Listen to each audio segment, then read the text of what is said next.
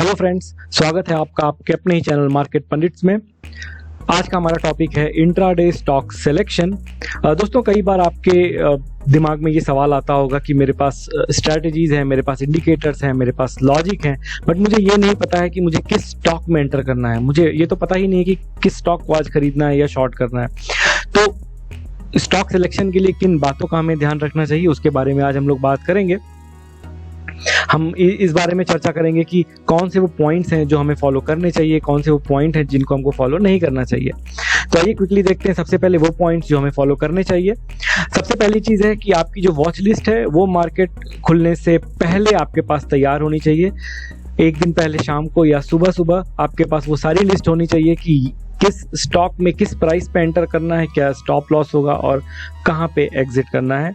दूसरा पॉइंट है select liquid stocks. हमें सिर्फ और सिर्फ उन्हीं स्टॉक्स में एंट्री करनी है जो कि लिक्विड है। हम ट्राई कर सकते हैं कि निफ्टी 50, निफ्टी 100 इनके स्टॉक्स या सेंसेक्स 30 के स्टॉक्स में हम ट्रेड करें।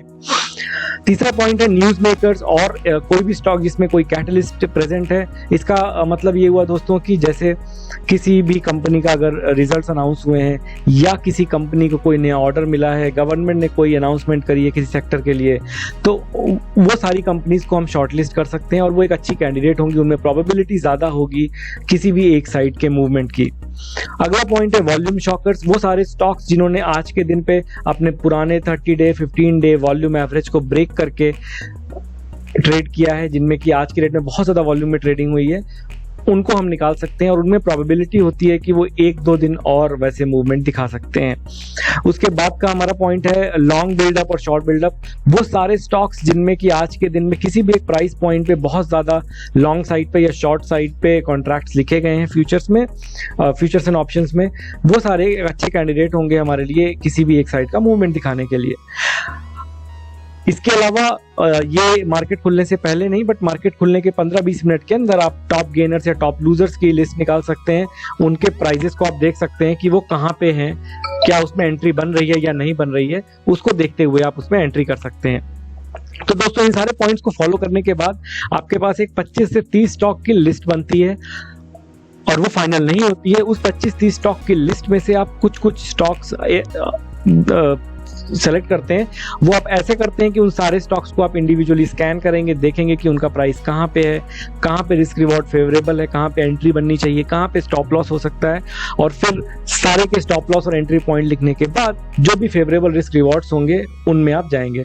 और इसके अलावा आप उनको एनालाइज करने के लिए सिर्फ सपोर्ट रेजिस्टेंस नहीं, बल्कि आपके जो भी आप इंडिकेटर्स यूज करते हैं, जो भी स्ट्रैटेजी यूज कर सकते हैं, वीवैप, सुपर ट्रेंड, उसके हिसाब से भी आप उसको चेक करिए कि क्या उसमें कोई एंट्री बन रही है इंट्राडे के लिहाज से या नहीं। उसके बाद हम वो पॉइंट्स देखते हैं जो हमें नहीं फॉलो करने चाहिए। सबसे पहली चीज, इलिक्विड स्टॉक्स, पेनी स्टॉक्स, ₹1-2 वाले स्टॉक्स या नॉन इंडेक्स स्टॉक्स, उनसे हमको दूर रहना चाहिए।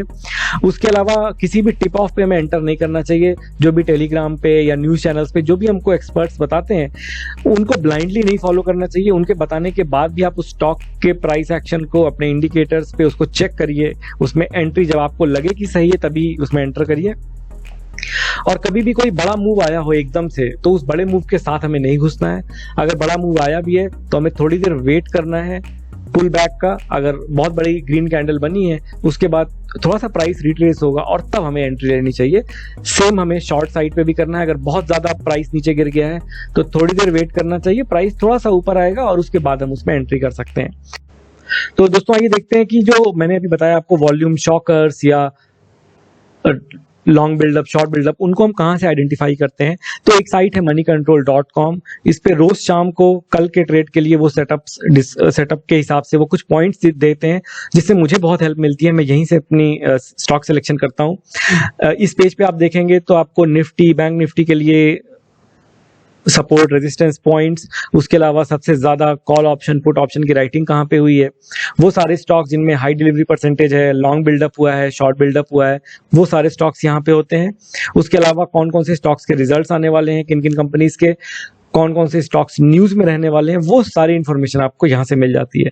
तो दोस्तों, इन पॉइंट्स का यूज करके आप आराम से 25 से 30 स्टॉक्स निकाल सकते हैं और उनको अलग अलग इंडिकेटर्स पे, अलग अलग लॉजिक पे टेस्ट करके आप फाइनल लिस्ट अपनी 5 से 7 स्टॉक्स की आप निकाल सकते हैं, जिनमें कि नेक्स्ट डे आपको ट्रेड लेना है। तो ये वो पॉइंट्स हैं जो मैं फॉलो करता हूं एंड आई होप कि आपको भी ये पॉइंट्स पसंद आए होंगे। कैसा लगा ये वीडियो हमको जरूर बताइएगा। Happy trading, thank you. और अगर आपने चैनल को अब तक सब्सक्राइब नहीं किया है तो प्लीज चैनल को सब्सक्राइब करें। Thank you once again, have a good day.